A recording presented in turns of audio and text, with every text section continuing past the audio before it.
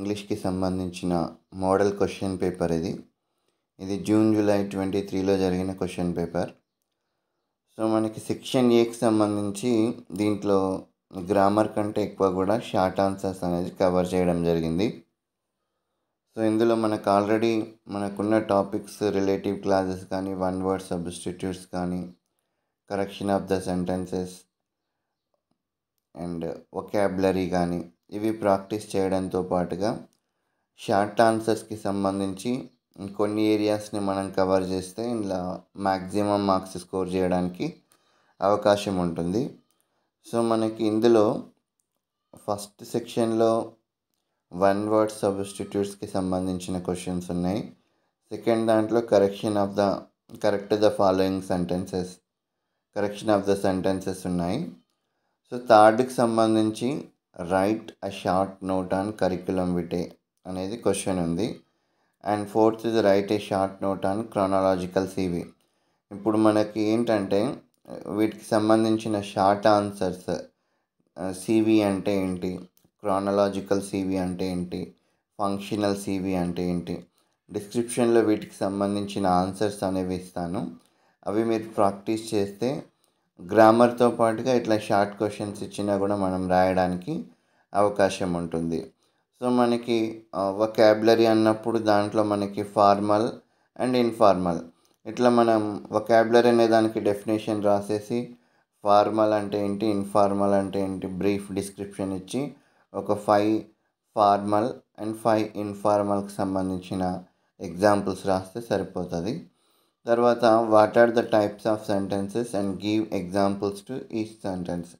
దీంట్లో మనం ప్రతి టైప్స్ ఆఫ్ సెంటెన్సెస్కి సంబంధించిన ఎగ్జాంపుల్స్ మనకి assertive, interrogative, imperative and exclamatory అవి రాస్తూ వాటికి ఎగ్జాంపుల్స్ ఇస్తాం. తర్వాత సింపుల్, కాంప్లెక్స్, కాంపౌండ్ ఈ సెంటెన్సెస్కి సంబంధించిన డిస్క్రిప్షన్ కూడా మనం ఇస్తాం. తర్వాత మనకి సెక్షన్ బికి సంబంధించి ఏవైతే మనం ఆన్సర్స్ని ప్రాక్టీస్ చేసి ఉన్నామో అవి ఖచ్చితంగా ఎగ్జామినేషన్ పాయింట్ ఆఫ్ వ్యూలో వస్తాయి, అవి మనం రాయొచ్చు. సో మనకి సెక్షన్ బికి సంబంధించి 4 ఆన్సర్స్ రాయాల్సి ఉంటుంది. విత్ ఇంటర్నల్ చాయిస్ ఉంటాయి, మనం ఏదైనా సెలెక్ట్ చేసుకోవచ్చు. ఫస్ట్ది మనం టెలివిజన్, రోల్ జాగ్కి సంబంధించిన టెలివిజన్ పోయంలో టెలివిజన్ చూడడం వల్ల కలిగే డిసడ్వాంటేజెస్. తర్వాత మనకి instead of watching television possible alternative ఏముంది, బుక్స్ చదువుకోవడం. సో దానిపైన మనం ఆన్సర్ని ప్రాక్టీస్ చేస్తుంటారు కాబట్టి అది రాయండి. తర్వాత according to J K Rowling what is the importance of imagination. So మనకు second lesson fringe benefits of failure and importance of imagination ఉంది. దానికి సంబంధించిన ఆన్సర్ని కూడా రాయగలుగుతారు. సో మనకు ప్రతి లెసన్లోకి నుంచి మనకి 2 క్వశ్చన్స్ వస్తున్నాయి. దాంట్లో మనం ఏదైనా చూజ్ చేసుకొని ఆన్సర్ రాయడానికి అవకాశం ఉంటుంది. సో తర్వాత థర్డ్ది అకంప్లిష్మెంట్స్.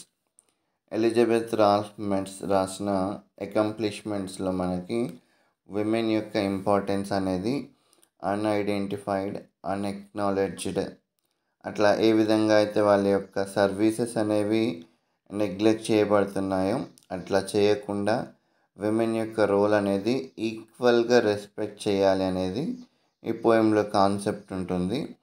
సో అకంప్లిష్మెంట్స్ అనేది కూడా మనం ప్రాక్టీస్ చేసి ఉన్నారు కాబట్టి రాయొచ్చు. సో ఫోర్త్ క్వశ్చన్ వచ్చేసి third suggestion by Chimamanda Ngozi Adichie. So మనకి దీంట్లో how to raise a child అనే దానికి సంబంధించి కాన్వర్జేషన్ ఉంటుంది. సో అది మనం రాయొచ్చు. సో మ్యాక్సిమం ఇందులో మంచి గ్రేడ్స్ సాధించాలి అంటే మనం ఫోకస్ చేయాల్సింది సెక్షన్ బికి సంబంధించిన 4 answers you should able to write without any spelling mistakes. Television practice చేయాలి, fringe benefits of failure and importance of imagination practice చేయాలి. తర్వాత మనకి అకంప్లిష్మెంట్స్ అండ్ థర్డ్ సజెషన్ ఈ 4 ఆన్సర్స్ని without spelling mistakes number of times రిపీటెడ్గా practice చేయగలిగితే answer చేయగలుగుతాం. తర్వాత మనం సెక్షన్ ఏలో 20 మార్క్స్కి మ్యాక్సిమం మార్క్స్ స్కోర్ చేయాలంటే ఇందులో కూడా మనకి స్కోప్ ఉన్న అంశాలు ఏంటిది, కరికులం వీటెక్ సంబంధించి సివి గురించి కొంచెం బ్రీఫ్ డిస్క్రిప్షన్, అంటే సివి యొక్క యూజ్ ఏంది, దాని యొక్క పర్పస్ ఏంది, బ్రీఫ్ డెఫినేషన్ లాగా రాస్తాం మనం. అందులో మనకి టైప్స్ ఆఫ్ సివి రాస్తాం, క్రానలాజికల్ సివి, ఫంక్షనల్ సివి అనేది రాస్తాం. ఇక్కడ చూడండి, మనకి ఒక సివి నుంచే మనకి 2 క్వశ్చన్స్ వచ్చినాయి. క్రానలాజికల్ సివి అంటే ఏంది, ఫంక్షనల్ సివి అంటే ఏంది, అందులో మనం ఏమేమి రాయాలి, పర్సనల్ డీటెయిల్స్ కానీ, క్వాలిఫికేషన్స్ గురించి కానీ, ఎక్స్పీరియన్స్ గురించి కానీ, ఏమేమైతే అంశాలు రాస్తామో వాటిని మనం ఎలివేట్ చేస్తూ రాయగలిగితే సరిపోతుంది. తర్వాత మనకి దీంట్లో మనకి అవకాశం ఉన్న ఇంకో క్వశ్చన్ వొకాబులరీకి సంబంధించి. వొకాబులరీ అంటే ఏంటి, దాంట్లో టైప్స్ ఫార్మల్ అండ్ ఇన్ఫార్మల్. ఫార్మల్కి సంబంధించి ఒక 5 to 10 మనం ప్రాక్టీస్ చేసి ఉండాలి. సో మనకి ఫార్మల్కి సంబంధించిన వర్డ్స్ ఏమున్నాయి, ఇన్ఫార్మల్కి సంబంధించిన వర్డ్స్ ఏమున్నాయి, అవి ఒక 10 ప్రాక్టీస్ చేసి ఉంటే అది మనకు గ్రామర్కి సంబంధించి కూడా అడగడానికి అవకాశం అనేది ఉంటుంది. ఫాదర్, డాడ్, అట్లా డిఫరెన్స్ అనేది మనం నోటీస్ చేయాలి. ఒక 10 వర్డ్స్ మనం ప్రాక్టీస్ చేసి ఉంటే ఇక్కడ మనకి షార్ట్ క్వశ్చన్ అడగొచ్చు. తర్వాత టెక్స్ట్ బుక్లో దానికి సంబంధించిన ఎగ్జాంపుల్స్ ఏమున్నాయో అవి కూడా ప్రాక్టీస్ చేస్తే ఈజీ అవుతుంది. తర్వాత సెంటెన్స్ టైప్స్కి సంబంధించి, సెంటెన్స్ అంటే డెఫినేషన్ రాస్తాం, టైప్స్ ఆఫ్ సెంటెన్సెస్ ఏమున్నాయి, తర్వాత వాటి యొక్క యూజెస్ ఏంటి, వాటి యొక్క అప్లికేషన్ ఏంటి, ప్రతి దాంట్లో ఒకటి 2 ఎగ్జాంపుల్స్. అసర్టివ్ సెంటెన్స్ అంటే ఏంటి, ఇంటరాగేటివ్ అంటే ఏంటి, ఇంపరేటివ్ సెంటెన్స్ అంటే ఏంటి, ఎక్స్క్లమేటరీ సెంటెన్స్ అంటే ఏంటి, తర్వాత మనకి simple sentence, compound sentence and complex sentence. వీటన్నింటి గురించి ఒకసారి బ్రీఫ్గా మనం ప్రాక్టీస్ చేసి ఉంటే 5 మార్క్స్ క్వశ్చన్స్కి వచ్చినప్పుడు కూడా అది ఈజీగా రాయడానికి అవకాశం ఉంటుంది. దీనికి సంబంధించి 1 వర్డ్ సబ్స్టిట్యూట్స్ అండ్ తర్వాత మనకి ఈ రిలేటివ్ క్లాజెస్ అనేది ఉంది. తర్వాత ఈ కరెక్షన్ ఆఫ్ ద సెంటెన్సెస్ ఉంది. సో మనకి ఇందులో వొకాబులరీకి సంబంధించి కూడా ప్రీవియస్గా క్వశ్చన్స్ ఉన్నాయి.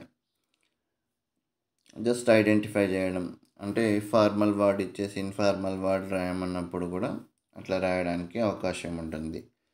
సో ఇది మనకి 6th సెమిస్టర్ ఇంగ్లీష్కి సంబంధించిన ప్రీవియస్ క్వశ్చన్ పేపర్.